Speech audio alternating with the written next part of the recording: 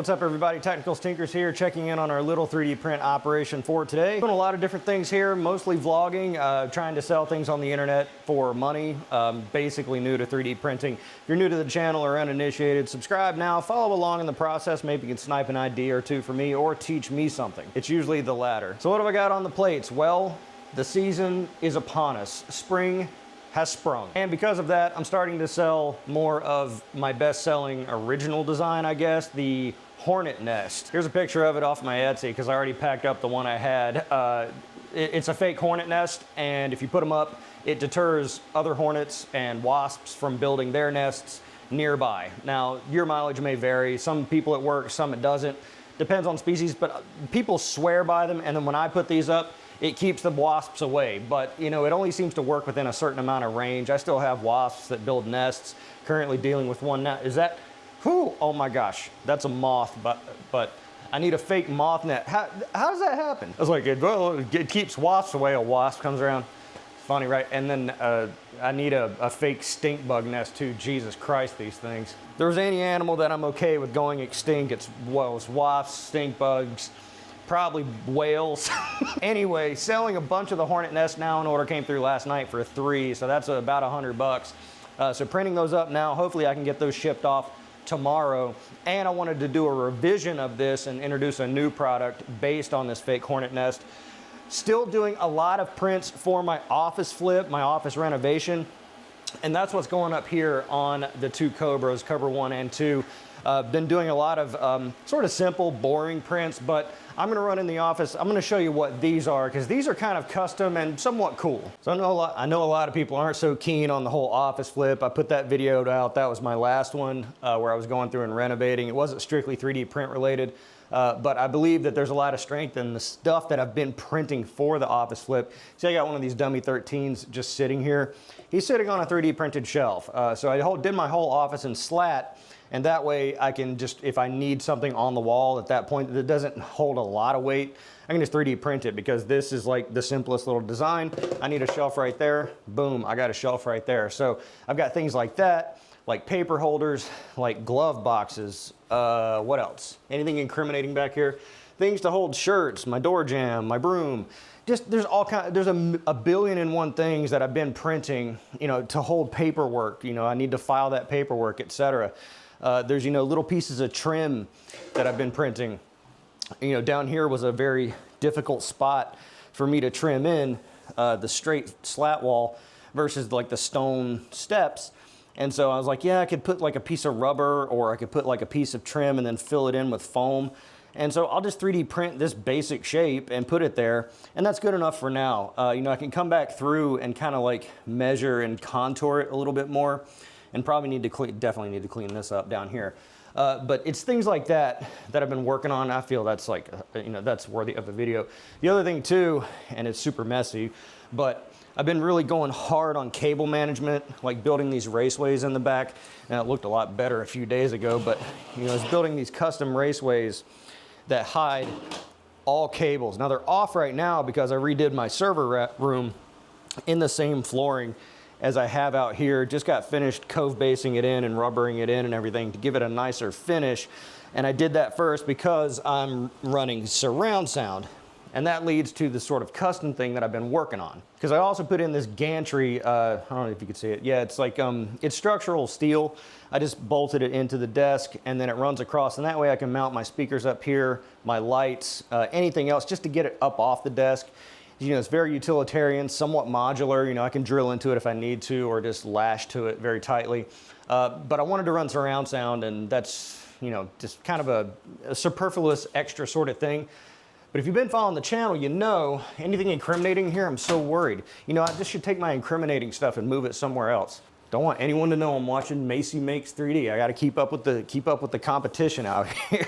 So if you've been watching the channel, you know I'm not a fan of clutter. I hate clutter. I want to remove as much as possible, and I know it's a losing battle. I will always have clutter because I'm always into different projects. But if I can constantly work towards that, keeping it clean, then that brings me to my happy place. They say a dirty desk is the sign of a busy mind. Well, I don't want my mind to be busy. I want my mind to be Zen. So I try to remove things, and so I'm putting in the surround sound.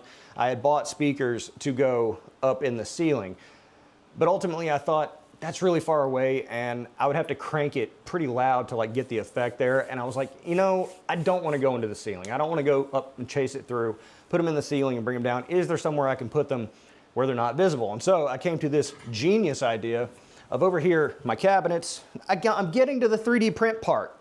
Relax.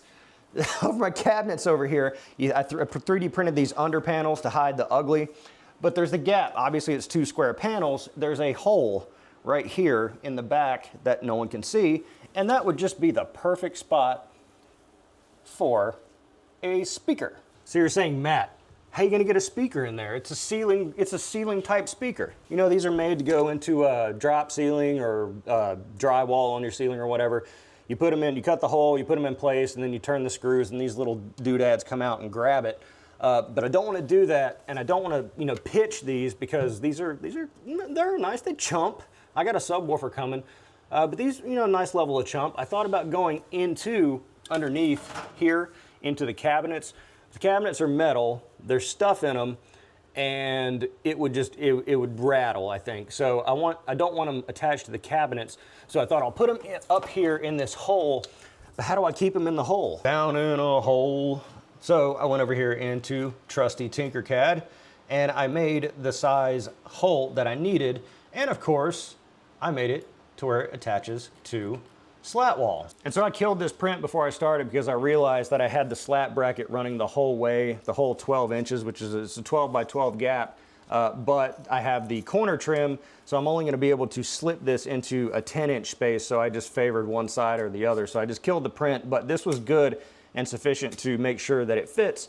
So I take my little dealie here, I drop my speaker in, I extend the doodads to lock on and hold on to it, and then this will slip in underneath, and then I can wire it from the top. So that way, once it's printed, again, it's gonna take like many hours because I'm printing them on the Cobras, but once it's done, you know, maybe this gives you the general idea. If I can kind of finagle this in here, can I say finagle? Does that get me canceled? See what I'm saying? I'm hoping that picks up, but it should keep the speaker in place, hide the ugly, and if I don't want the speaker to be seen because I have slat wall, I can go up higher inside of that cavity and you wouldn't see it at all. So my goals for today are to maybe script out that video of all the things I 3D printed for my office because it was quite a lot, and you know, I don't really remember them all. I have to go through and think like, oh, did I print this or that or the other thing? Printing the desk fan for under the desk. I mentioned that in the previous vlog of how I don't want a desk fan on my desk. What I'd rather do is repurpose the hole that is used for wires, which I printed here and fused in a piece of this gooseneck. I call it gooseneck. It's really just articulating pipe, hollow pipe. I forget there's an actual name for it. But underneath I'll have the fan. What I tried to do is take this 120 millimeter axial fan, fit it to a 76 millimeter 3-inch adapter, and then you take the adapter, you put it on here, and so like this is under your desk, and then the air blows out. Oh, you know, it didn't work. The axial fans don't, here's me being dumb. I don't know the word for it, but the airflow is not, it needs to be more laminar, I guess. It cavitates around the edges of these axial fans. And so if you're not capturing like the front, the intake, if you're not directing the airflow, it didn't work. That's the gist of it. I got that thing running full bore and I'm sitting here right here and it wouldn't move a feather. It was amazing because that's like it's a pretty high output fan. I forget the total CFMs on this thing because it's an AC fan, it's on a speed controller. It just didn't work. So my thinking is I'll move down in terms of size, but I will fully encompass the fan within the chute, and that pretty much forces all the air in. So what I did was I picked up 80 millimeter fans, which are right at that 3-inch mark. So it should slip in perfectly, and that way I could kind of mount it like almost flush with the desk. And then hopefully capture more of that. So that's on the docket for today. I got a lot to do today. That's on the docket for today. I'm gonna give it some time for those speaker housings to finish printing because I am optimistic about those, and we'll see how those come out.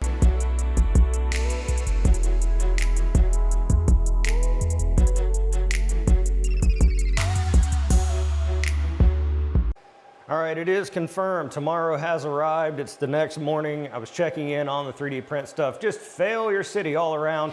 Let's check and see, did anything succeed? We did have some success. So Hornet nests, I am restocked on Hornet nests.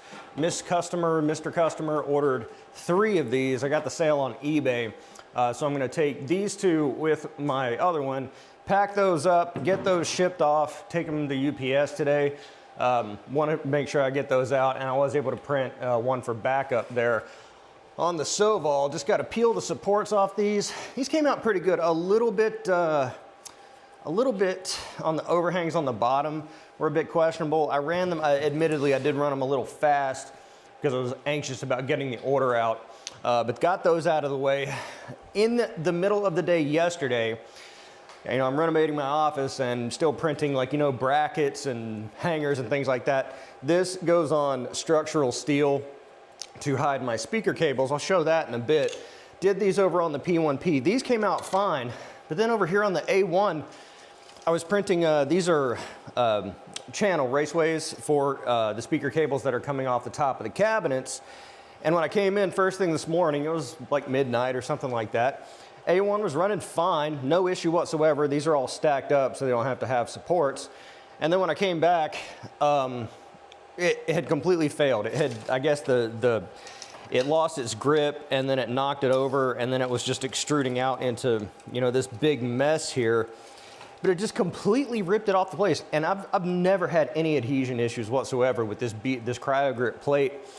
So I'm not sure what happened there. That's a major bummer because it got so far along in the print, and I really wanted to get this done today. Speaking of things that take forever to print that I really wanted to get done today, lots of eye rolls on this one.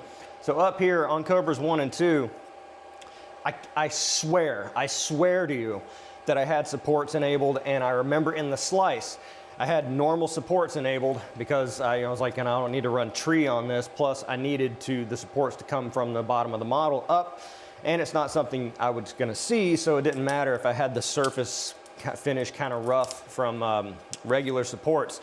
But neither one of these started with supports, and when I was watching it, here, let's see if I can get closer. And so I noticed when I came in, it was printing like this without supports, and I'm like, okay, maybe it's all right, but then I started to notice the furling, because on this really steep overhang, it was starting to furl upwards, and then the print head was starting to kind of catch it. This is a really bad case over here. I mean, this is such a bummer. So much filament lost on this one because this is thick. You notice I printed. It's like that's like 20% honeycomb, but it's a lot of wall. It's like 4 wall loops. So you see that there. That's not from me manipulating it. That's just from it furling up. And obviously over here on the second one, it's the same file, same printer and everything. Kind of the same sort of situation there. Man, that's a bummer. Surface finish looks nice. And I kept thinking to myself when I was watching the print as it was going, I was like, man, Cobra's making like a beautiful surface finish. I mean, the Cobras they're a little workhorsey. I don't try to keep them tuned up for high quality. And the surface finish on this looks tits. I mean, it looks really nice. So that's why I was like super bummed when I saw that it wasn't doing supports.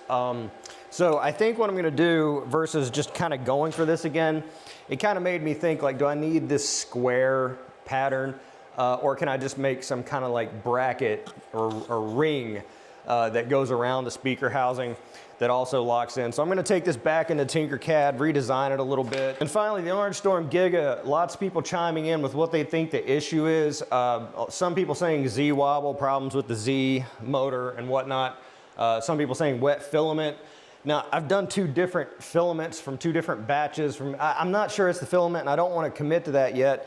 Some people saying nozzle clog or the extruder's not pulling on it hard enough because it was pulling that 5 kilo spool, and it's a lot of like weight for it to pull. So I think what I'm going to do is I'm going to swap the nozzle. Now, I don't have an extra 1mm nozzle, and to get an extra nozzle from Elegoo, which is a proprietary type of nozzle for the Giga, it's like 45 bucks. And I was like, you know what? Let's just throw a 0.8 back in there. Maybe I even do have another 1mm, but I'm gonna throw a 0.8 in here and then try a print, and if that resolves it, then it was nozzle. I'm gonna, you know, kind of tighten up the extruder gear a little bit. I'm not even sure how to do that. I'm gonna have to look up how to do that. But I'm gonna do those steps first before I blame it on the filament or blame it on a Z motor or something like that. I'm gonna try like the basic stuff first. You remember, if you've been watching my channel a while, you might have remembered I said that I stopped mentally progressing at age 14. Look at that. Huh? And so like I was saying, these cable, this is very simple. Just downloaded this and resized it off of, I think it was printables. But anyway, I've got my speaker here. I really should have got black cable, but anyway, this is made to fit and snap onto these structural steel posts and get it in there. And then that way, I printed precisely the length that I need to take this all the way down over here on this side to take it down, and then those raceways were to bring the speaker cables from down there down the wall into where they, you know, go into the raceway and then into the server closet where I have my amplifier and where I have my surround sound hooked up now, which is actually working great. I can listen to Blackpink really loud now. But those housings for the speakers was really disappointed. I wanted to get those in place. Now, luckily for me, you can't really notice this and I can move it up. Not a big deal, but you know, we'll go back into Tinkercad and see what we can do. So that's my rub for today. Let me know what you got going on in the comments below. Again, appreciate everybody chiming in on what the problem might be with the Orange Storm Giga. So I'm gonna try those basic things first and see if that resolves. Try a test print so I can get back to printing like furniture and stuff, because I sold that coffee table and I was anxious to get a replacement up because like, hey, there's obviously interest for it, but have yet to be able to do that and really just haven't had time. I've had other ADD brain, you know how it is, getting in the way. So anxious to get that back up and operating so I can start printing more coffee tables and working on these other things and getting them all squared away. Again, let me know what you're working on in the comments below. Let me know what you liked to see and what you didn't like to see in the comments as well. Be sure to like the video because it's a nice thing to do, and subscribe for more content like this. Who am I? I'm Technical. See you next time.